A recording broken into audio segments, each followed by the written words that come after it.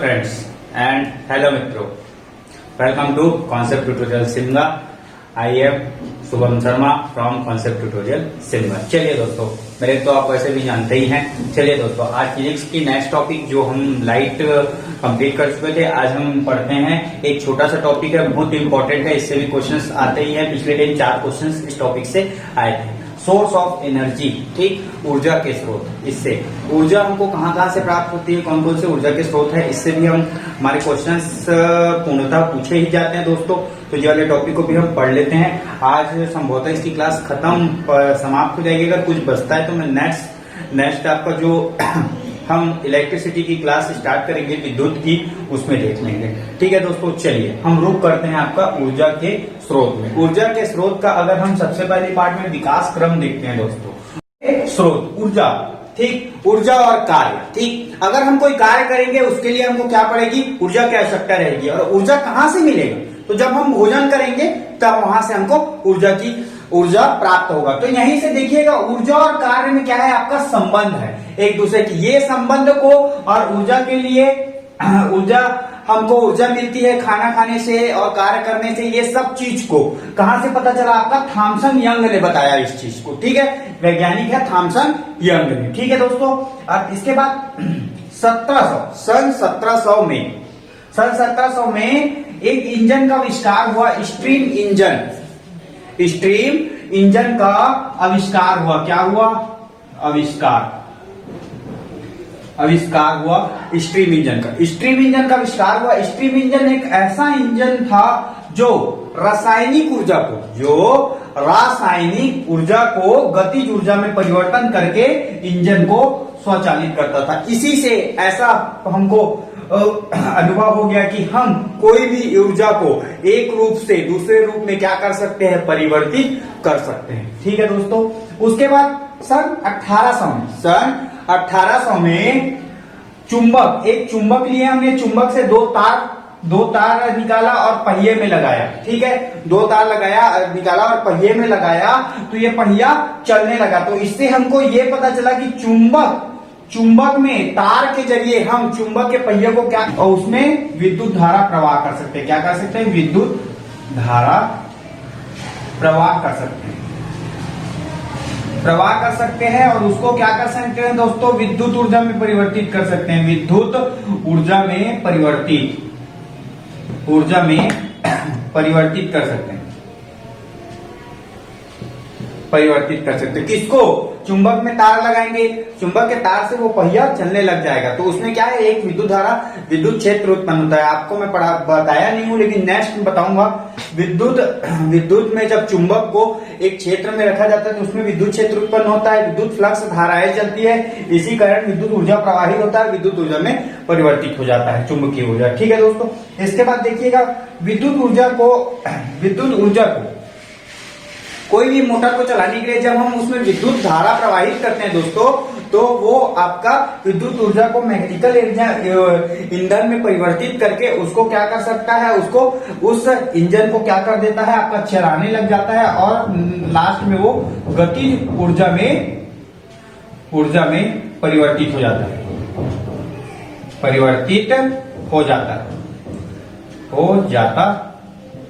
ठीक दोस्तों, इतना समझ पाए हैं। ठीक है दोस्तों, इतना देख पाए हैं, इतना समझ पाए हैं। ऊर्जा और कार्य एक दूसरे से संबंधित होता है। कार्य करने के लिए हमको किसकी आवश्यकता रहती है, ऊर्जा की आवश्यकता होती है। थॉमसन यंग ने ये सिद्धांत को बताया। ठीक है, और हमको ऊर्जा कहाँ से प्राप्त होती है, हम जब भोजन करेंगे वहां से हमको ऊर्जा प्राप्त होती है। 1700 में स्टीम इंजन का आविष्कार हुआ, जो कि पहला इंजन था जो रासायनिक ऊर्जा को गतिज ऊर्जा में परिवर्तित किया। ठीक है दोस्तों, अब इसके बाद 1800 में चुंबकीय ऊर्जा को हमने किसमें किया, चुंबक में विद्युत धारा, चुंबक क्षेत्र के उपलक्ष्य में विद्युत धारा प्रवाहित की और उसको विद्युत ऊर्जा में परिवर्तित किया। ठीक है दोस्तों, और विद्युत ऊर्जा को मैकेनिकल ऊर्जा में विद्युत ऊर्जा जो है मैकेनिकल ऊर्जा में कब परिवर्तित हो, जब किसी भी मोटर में आपका हम विद्युत धारा प्रवाहित करते हैं तो वो मोटर क्या हो जाता है, चलने लग जाता है और वो गतिज ऊर्जा में भी परिवर्तित होता है और एक मैकेनिकल ईंधन के रूप में भी परिवर्तित होता है। ठीक है दोस्तों, इतना समझ पाए। चलिए इसको स्क्रीनशॉट लीजिए, आगे बढ़ते हैं हम इसमें। चलिए दोस्तों, अब देखते हैं ऊर्जा के स्वरूप। ऊर्जा कौन कौन से स्वरूप में होता है जो हमारे साथ दैनिक जीवन में हम कार्यरत करते हैं तो होता है। समझिए कि आप सबसे पहले आप अपने स्कूल लाइफ का अनुभव कीजिए दोस्तों, ठीक। वैसे ही देखते हैं, सबसे पहले आप सुबह नाश्ता करते हैं। क्या करते हैं? आप सुबह नाश्ता करते हैं तो आप भोजन के तौर पे अपने शरीर में क्या संग्रहित करते हैं? रासायनिक ऊर्जा संग्रहित करते हैं, ठीक है दोस्तों। उसके बाद फिर मैंने लिखा है आपको पूरा बताने के लिए, साइकिल चलाकर आप स्कूल जाते हैं तो आपको क्या रहता है? आपके शरीर से फिर क्या ऊर्जा उत्पन्न होती है? यांत्रिक ऊर्जा उत्पन्न होती है। किसके कारण? आपके भोजन करने के कारण, ठीक। भोजन किए हैं, आपके शरीर में ऊर्जा का संग्रहण हुआ है, वो फिर यांत्रिक ऊर्जा के रूप में आप साइकिल चलाते हैं तो बनके क्या होता है? आपका उत्पन्न होता है, ठीक है दोस्तों। उसके बाद अगर आप कक्षा में प्रवेश करते हैं, प्रकाशी कक्षा है जिसमें लाइट लगी हुई है, तो आपको क्या अनुभव होता है? प्रकाशी ऊर्जा का अनुभव होता है, ठीक है दोस्तों। अब इसके बाद आप किसी अपने दोस्त से, जो आपका दोस्त है, उससे बातें करते हैं, ठीक है, उसके बातें सुनते हैं तो उससे क्या उत्पन्न होता है? आपका ध्वनि ऊर्जा उत्पन्न होता है, ठीक है दोस्तों। अब उसके बाद अगर आप क्रिकेट खेल रहे हैं, फिर कुछ भी खेल रहे हैं और बाल को आप क्या करते हैं? उछालते हैं ऊपर की ओर, तो फिर से वो वापस आ जाता है। जैसे ही वापस आता है तो आपको क्या ऊर्जा के कारण वापस आता है? गुरुत्वीय ऊर्जा के कारण वापस आता है, ठीक है दोस्तों। उसके बाद आपके कक्षा में क्या लगा हुआ है? आपका पंखा, फैन लगा हुआ है, वो अगर चल रहा है तो आप क्या करते हैं? आप हवा का महसूस करते हैं। ये किस ऊर्जा के कारण करते हैं? ये आपका विद्युत ऊर्जा के कारण करते हैं, ठीक है दोस्तों। इतना समझ पाए हैं? ये ऐसे ही आपके ऊर्जा के स्वरूप में, ऊर्जा विभिन्न स्वरूप में क्या करता है? आपका रूपांतरण होता है, परिवर्तन होता है, परिवर्तित होता है, निरूपित होता है, ठीक है दोस्तों। इसको आप एक बार ध्यान दीजिएगा। इससे आपको हर ऊर्जा, पहले रासायनिक ऊर्जा यांत्रिक ऊर्जा में परिवर्तन हुआ, यांत्रिक ऊर्जा प्रकाशीय ऊर्जा में परिवर्तन हुआ, प्रकाशीय ऊर्जा ध्वनि ऊर्जा में परिवर्तन हुआ, ध्वनि ऊर्जा आपका गुरुत्वीय ऊर्जा में परिवर्तन होके विद्युत ऊर्जा में परिवर्तन हुआ। ये सब का आपका दैनिक जीवन में ऐसे ही आपका क्या होता है? रूपांतरण होता है। क्या होता है? आपका रूपांतरण होता है, रूपांतरण होता है, ठीक है दोस्तों। रूपांतरण होता है, ठीक। यही आपका क्या है? ऊर्जा के स्वरूप है। इसके बाद देखते हैं हम ऊर्जा के प्रकार। स्क्रीनशॉट लीजिए जल्दी से, ऊर्जा के प्रकार देखते। चलिए दोस्तों, अब देखते हैं ऊर्जा के प्रकार। ऊर्जा मुख्यतः दो प्रकार के ही होते हैं, ठीक है। आपने बहुत सारे पढ़े होंगे, लेकिन दो प्रकार के होते हैं। एक होता है आपका गतिज ऊर्जा होता है और एक होता है आपका स्थितिज ऊर्जा, ठीक। गतिज ऊर्जा वह होता है किसी भी गतिशील वस्तु में, कोई भी वस्तु आपका गति कर रही है, उसमें जितनी हम उसके गति को बढ़ाने के लिए हम जितना खुद से क्या लगाते हैं? बल लगाते हैं हमारे द्वारा, और बल लगाया जाता है और उसमें उसकी गतिशीलता जैसे ही बढ़ती है उसी को उसका क्या बोलते हैं? आपका गतिज ऊर्जा कहते हैं। उस वस्तु का गतिज ऊर्जा कहते हैं, ठीक है दोस्तों। दूसरा एग्जाम्पल, स्थितिज ऊर्जा वह ऊर्जा होता है अगर हम एक गेंद को हम हवा में उछाल रहे हैं और वह जितनी दूरी में जाके गिरता है तो उसके दूरी का जो आपका लंबाई रहेगी, दूरी का जो डिस्टेंस रहेगा, वही आपका क्या कहलाएगा? उसका स्थितिज ऊर्जा कहलाएगा, ठीक। स्थितिज ऊर्जा कहलाता है, स्थितिज ऊर्जा कहलाएगा, ठीक है दोस्तों। एकदम सरल वर्ड में समझ पे, इससे ज्यादा क्वेश्चंस नहीं आएंगे। मेन हम इसके बाद ऊर्जा का रूपांतरण, ऊर्जा संरक्षण का नियम और इसके बाद गैर परंपरागत और परंपरागत ऊर्जा स्रोत देखेंगे, उसी से ही क्वेश्चंस आते हैं, सोर्स ऑफ एनर्जीज, ठीक है दोस्तों। इतना समझ पाए हैं ऊर्जा के प्रकार, ठीक। चलिए दोस्तों, अब देखते हैं। आपको दो प्रकार देख चुके हैं, गतिज ऊर्जा, स्थितिज ऊर्जा। इसके बाद देखते हैं हम ऊर्जा संरक्षण के नियम। ऊर्जा संरक्षण के नियम आपने बचपन में पढ़ा था और अभी भी आप जानते हैं। देखिए, ऊर्जा को ना तो उत्पन्न किया जा सकता है, ना ही नष्ट किया जा सकता है। ऊर्जा को ना तो उत्पन्न किया जा सकता है और ना ही नष्ट किया जा सकता है। ऊर्जा को सिर्फ एक ऊर्जा से दूसरे ऊर्जा में रूपांतरित किया जा सकता है, ठीक। विकर्णित किया जा सकता है, संवहन किया जा सकता है ऊर्जा का। यही सब ऊर्जा के क्या है? रूपांतरण के प्रकार है। रूपांतरित किया जा सकता है ऊर्जा को। जैसे कि एक एग्जाम्पल देखिएगा फिर से एक बार। ऊर्जा को ना तो उत्पन्न किया जा सकता है और ना ही नष्ट किया जा सकता है। ऊर्जा को ना तो उत्पन्न किया जा सकता है, ना ही नष्ट किया जा सकता है। ऊर्जा को हम ओनली क्या कर सकते हैं? केवल एक ऊर्जा से दूसरे ऊर्जा में रूपांतरित किया जा सकता है, ठीक है दोस्तों। एग्जाम्पल में देखिएगा, विद्युत ऊर्जा विद्युत ऊर्जा को प्रकाशीय ऊर्जा में कैसे रूपांतरित करते हैं, तो वो आप एलईडी टीवी सबके घर में होगा, उसमें आप क्या करते हैं, इलेक्ट्रिसिटी प्रवाहित करते हैं, तो आपको क्या है, वो प्रकाश के रूप में दिखने लग जाता है, चलचित्र दिखने लग जाता है, वो आपका क्या हो जाता है, विद्युत ऊर्जा प्रकाशीय ऊर्जा में क्या हो जाता है, आपका रूपांतरित हो जाता है। ठीक है दोस्तों, पहला एग्जांपल समझ में आया। ठीक, अब इसके बाद देखिएगा पंखा। पंखा जानते हैं आप, पंखा। ठीक है दोस्तों, पंखा, तो उसमें हम विद्युत प्रवाहित करते हैं और वो क्या है, चलने लग जाता है, तो विद्युत ऊर्जा को हम किस में परिवर्तित कर देते हैं, गतिज ऊर्जा में। किसमें, गतिज ऊर्जा। ठीक है दोस्तों, ये पंखा, पंखा को आपका गतिज ऊर्जा, मैं क्या बताया, पंखे में जैसे आप पंखा फैन लगा हुआ है उसमें हम विद्युत ऊर्जा प्रवाहित करते हैं तो वो चलने लग जाता है, तो विद्युत ऊर्जा क्या हो जाता है, गतिज ऊर्जा में रूपांतरित हो जाता है। ठीक दोस्तों, इतना समझ पाए, यही आपका ऊर्जा संरक्षण का नियम है। ठीक, स्क्रीनशॉट लीजिए, इसके बाद हम आगे चलते हैं।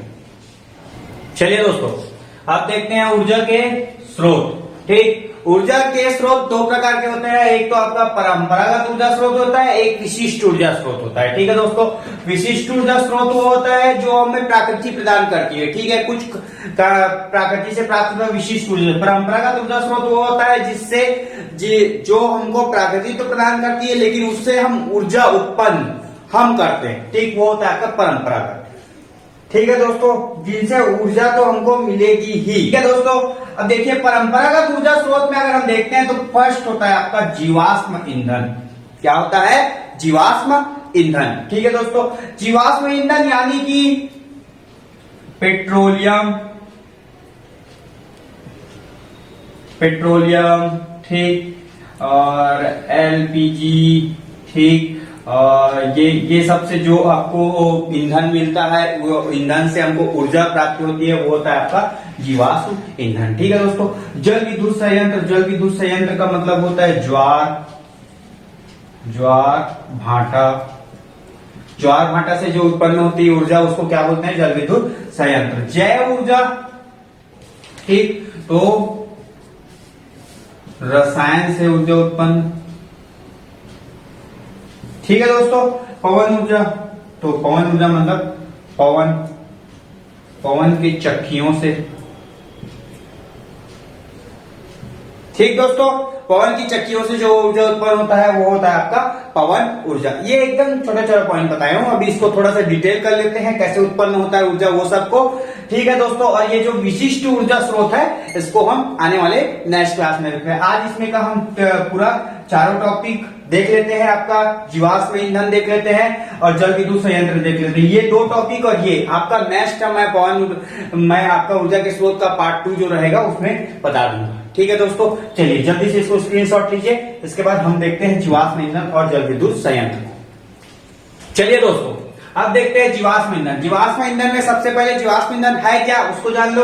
तो पहले क्या है, पेट्रोल, डीजल, कोयला, मिट्टी का तेल, केरोसिन, उसी को मिट्टी के तेल को ही केरोसिन बोलते हैं, ये सब आपके जीवाश्म ईंधन है, जिनसे ये आपके परंपरागत ऊर्जा स्रोत के पहला पॉइंट आपका जीवाश्म ईंधन। ठीक, इसमें अगर देखिए इनका उपयोग कहाँ कहाँ होता है, तो पहले प्रत्यक्ष रूप से तो आप करते ही हैं भाई। इसको देखिए, गाड़ी में पेट्रोल डलवाते हो, डीजल डलवाते हो, तब आपका गाड़ी चलता है। ठीक, गाड़ी में क्या है, मोटर को चला देता है, मोटर चलाता है, मतलब क्या होता है, उसमें गतिज ऊर्जा उत्पन्न होता है, जीवाश्म ईंधन से गतिज ऊर्जा में रूपांतरित हो जाता है। ठीक है दोस्तों, जो प्रत्यक्ष रूप से रूपांतरित होता है। उसके बाद फिर गैस से आप क्या करते हैं, आपको अग्नि ऊर्जा प्राप्त हो जाती है ना जी, गैस से आपका ईंधन बनता है वो गैस। ठीक है, स्टोव में भी आप जैसे ही केरोसिन का तेल डालते हैं वो जलने लग जाता है। ठीक है दोस्तों, ये आपके जीवाश्म ईंधन के रूप में उपयोग होता है। अब इसके बाद अगर प्रत्यक्ष अप्रत्यक्ष रूप से देखें तो विद्युत उत्पन्न करने में इनका उपयोग होता है। ठीक है दोस्तों, कैसे होता है, ये मेन पॉइंट है, इससे क्वेश्चन आते हैं। ठीक है दोस्तों, जीवाश्म ईंधन का विद्युत उत्पन्न करने में अगर विद्युत संयंत्र लगा हुआ है, क्या लगा हुआ है, विद्युत संयंत्र लगा हुआ है, विद्युत संयंत्र में जीवाश्म ईंधन का 40% प्रतिदिन 40% क्या करता है, जीवाश्म ईंधन को क्या करता है, दहन किया जाता है, जलाया जाता है। क्या कराया जाता है, जलाया जाता है। ठीक है दोस्तों, 40% को दहन करते हैं, जलाते हैं, तो उनसे क्या उत्पन्न होता है, जल वाष्प या फिर भाप, क्या बोलते हैं उसको, भाप या जल वाष्प, जल वाष्प। ठीक, जलवाष्प उत्पन्न होता है। जलवाष्प जैसे ही उत्पन्न होगा तो उनमें जो फैन लगे रहेंगे टरबाइन, उन टरबाइनों को क्या करता है, वो टरबाइन जो लगे रहते हैं दोस्तों, टरबाइन, वो टरबाइन को क्या करता है, चलाता है। और ये जैसे ही टरबाइन चलने लगता है तो टरबाइन चलेगा तो क्या होगा, उसके बाद उसमें गति होता, बहुत गति होगी। गति के साथ ही उसमें क्या होगा, विद्युत उत्पन्न होगा। क्या होगा, विद्युत उत्पन्न होता है। ठीक, विद्युत उत्पन्न होता है। ठीक है दोस्तों, ये जीवाश्म ईंधन से विद्युत उत्पन्न करने की प्रक्रिया है। याद रखिएगा, ये पूछा जाता है प्रतिदिन विद्युत संयंत्र में 40% जीवाश्म ईंधन को क्या किया जाता है, दहन किया जाता है। ठीक दोस्तों, एमपी पॉइंट है, इसको याद रखिएगा। ये ऊर्जा के परंपरागत स्रोत के पहला पॉइंट है। दूसरा पॉइंट देखते हैं इसके बाद। दूसरा पॉइंट में आप क्या देखेंगे, दूसरा पॉइंट में हम देखेंगे जल संयंत्र। ठीक दोस्तों, जल संयंत्र से विद्युत ऊर्जा का उत्पादन। ठीक, चलिए इसको आप नोट डाउन कर लीजिए। जल विद्युत संयंत्र, ये दूसरा पॉइंट है आपका परंपरागत ऊर्जा स्रोत का। इसके बाद हम देखेंगे आपका जैव ऊर्जा। जैव ऊर्जा यानी दोस्तों बायोगैस। ठीक, इसका तीसरा और चौथा क्या है आपका, पवन ऊर्जा। पवन मतलब क्या होता है, हवा। ठीक, पवन पुत्र हनुमान जी के जैसे जी, हवा। ठीक है, तो इसको और इसका नेक्स्ट जो आपका इसका सेकंड है कौन सा, विशिष्ट ऊर्जा स्रोत। तो इसके नेक्स्ट क्लास में ये तीनों टॉपिक हम क्या देखेंगे, आपका नेक्स्ट क्लास में देखेंगे। ठीक, आज आपका यहाँ तक के टॉपिक तक हम पढ़ेंगे, इसको हम नेक्स्ट क्लास में देखेंगे दोस्तों। ठीक, चलिए अब ये वाला टॉपिक देखते हैं। आज की क्लास को हम यहीं समाप्त करेंगे। ठीक, इसको हम नेक्स्ट में देखिए। ऊर्जा के अन्य परंपरागत स्रोत की बात करेंगे। अन्य परंपरागत स्रोत में आपका जल विद्युत संयंत्र आता है। ठीक, देखिए, बहते हुए जल में जो गति होती है, उस जल को रोक दिया जाता है। बहते हुए जल को क्या है आपका, बहते जल को हम क्या करेंगे, अब रोक देंगे। क्या करेंगे, रोक देंगे। रोकेंगे तो क्या हो जाएगा, स्थिर हो जाएगा, स्थिर होगा। अब ये स्थिर मतलब स्थितिज ऊर्जा। बहते हुए जल में क्या रहता है आपका, गतिज ऊर्जा। स्थितिज ऊर्जा को स्थितिज ऊर्जा में परिवर्तित करेंगे। ठीक है दोस्तों, अब स्थितिज ऊर्जा को स्थिर करने के बाद फिर ये स्थितिज ऊर्जा को किसमें डाला जाता है, टरबाइन में प्रवाहित करते हैं स्थितिज ऊर्जा को। स्थितिज ऊर्जा जैसे ही टरबाइन में प्रवाहित होती है, टरबाइन फिर से क्या हो जाता है, गति करता है। टरबाइन घूमने लगता है, गति करता है। कौन, टरबाइन आपका घूमने लगता है, गति करता है। टरबाइन जैसे ही घूमेगा, गति करेगा, और ये उसके बाद जनरेटर से जुड़ा होता है। जनरेटर गति करने लगता है, फिर जनरेटर गति करने लगता है, और यही जनरेटर फिर आपका क्या करता है, विद्युत ऊर्जा उत्पन्न करता है। ऊर्जा उत्पन्न करता है। समझिएगा दोस्तों, एकदम सरल है, एक बार आप समझिएगा। बहते हुए जल में, अब क्या ये जल विद्युत संयंत्र है, तो जल से ही विद्युत ऊर्जा उत्पन्न हो। बहते हुए जल को रोक दिया जाएगा तो वो स्थिर कर देगा एक स्थान में। जब उसको स्थिर कर देते हैं तो वहां क्या होगा, स्थितिज ऊर्जा प्रवाहित होगी। स्थितिज ऊर्जा में जैसे ही हम टरबाइन को लगा देते हैं तो टरबाइन क्या होता है, जल के साथ ही घूमने लग जाता है। घूमने लगेगा मतलब गतिज ऊर्जा में परिवर्तित होगा, गतिज ऊर्जा में गति करने लगता है। और जब गति करने लगेगा तो वहां से जो गतिज ऊर्जा उत्पन्न होगी उसको जनरेटर में प्रवाहित करेगा। जनरेटर फिर ऊर्जा को रूपांतरित करके किसमें प्रवाहित कर देती है आपका दोस्तों, विद्युत ऊर्जा में प्रवाहित कर देती है। यही आपका परंपरागत ऊर्जा स्रोत का एक महत्वपूर्ण जल विद्युत संयंत्र है, जो कि आज हमारे छत्तीसगढ़ में बहुत जगह फैला हुआ है। ठीक दोस्तों, इसके साथ हम देखेंगे क्रेडा भी देखेंगे। ठीक है, तो बहुत सरल शब्दों में बहुत ही सरल तरीकों से आप देखिए, इसी से ही क्वेश्चन पूछे जाते हैं। और पिछले आपके पेपर में 4 क्वेश्चंस आए थे। कितने क्वेश्चंस आए थे? 4 क्वेश्चन इस टॉपिक से। तो बहुत ही छोटा टॉपिक एंड बहुत ही इंपॉर्टेंट टॉपिक है। ठीक है दोस्तों, बाकी हम नेक्स्ट क्लास में आपका जो बचा है जैव, इसी का परंपरागत स्रोत के, आपका जैव ऊर्जा स्रोत, पवन ऊर्जा स्रोत, ये परंपरागत के, और विशिष्ट ऊर्जा स्रोत को हम इसके नेक्स्ट लेक्चर में, नेक्स्ट क्लास में, सेकंड क्लास में, जो लास्ट क्लास रहेगा आपका ऊर्जा के स्रोत का, उसमें देखेंगे। ठीक है दोस्तों, और ये आपका जो योजना चल रही है इसको भी उसमें देखेंगे। ठीक है दोस्तों, तो वीडियोस को देखते रहिए। ठीक, नोट डाउन करिए, एक नोट तैयार करिए बहुत अच्छे से। ठीक है, और हमारे टेलीग्राम चैनल को सब्सक्राइब कीजिए, उसमें भी हम रोज के डेली करंट अफेयर्स और नोट्स प्रोवाइड करते ही रहते हैं आपको प्रैक्टिस सेट के रूप में। ठीक, यूट्यूब चैनल को आप सब्सक्राइब करते रहिए, लाइक करिए और शेयर करिए दोस्तों, साथ में बेल आइकन को प्रेस करिए, अच्छे से तैयारी करते रहिए। कोई बात नहीं होती आपका एसीए का एग्जाम पोस्टपोन हो गया है तो, आपका डेट बढ़ गया है एग्जाम का, कोई बात नहीं होती है दोस्तों। आप अपना मेहनत करते रहिए, आप मेहनत करेंगे, क्या पता एग्जाम 20 के जगह फिर आपका 20 सितंबर के जगह 20 अक्टूबर को हो जाए, तो कैसे कर लोगे? तैयारी छोड़ दोगे तो फिर तो गएगा ना, बंठाधार हो जाएगा ना भाई। तो फिर आप अपनी तैयारी करते रहिए। मेरे हिसाब से आप अपना तैयारी 101% रखिए दोस्तों, कभी भी एग्जाम ले सकता है पीएससी, लोक सेवा आयोग, छत्तीसगढ़ लोक सेवा आयोग कभी भी एग्जाम ले सकता है। ठीक है दोस्तों, अच्छे से तैयारी करिए, हमारे साथ हमारा नोट्स बनाते हुए चलिए। इसके बाद सिर्फ आपके फिजिक्स का एक ही टॉपिक बचेगा, चुंबक एवं विद्युत एक साथ पढ़ेंगे, फिजिक्स खत्म हो जाएगा। ठीक दोस्तों, thank you so much and best of luck.